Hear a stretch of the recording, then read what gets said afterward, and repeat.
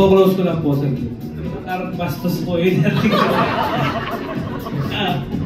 Hindi ko po alam eh. Nakakita ko lang po ito sa ano kanina sa daan. Tapos sumagi lang po sa isip ko. Hindi na po.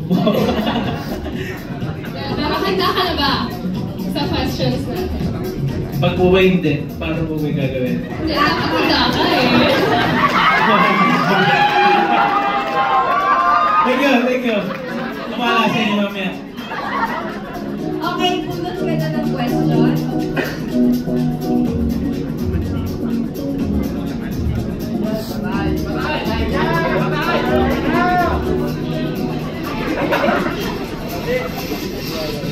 Okay, so what is your best experience so far here in Rancho Princess?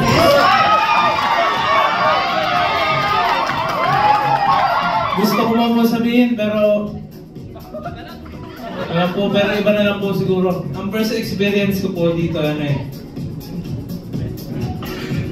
Best. Sige po. Pasensya mo po, pasensya.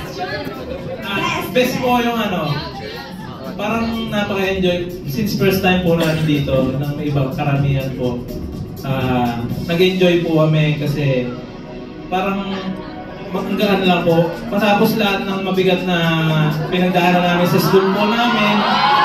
Kasi po, ano eh, medyo na-pressure po kami. Kaya ngayon, pinalitan po ng mga instructor namin at aming director. Thank you po, mahal kayo. Lang po, best lang po kasi magaan po siya sa yung po as in lahat po. Magaan lang po kasi siya. Ewan ko, magaan po eh.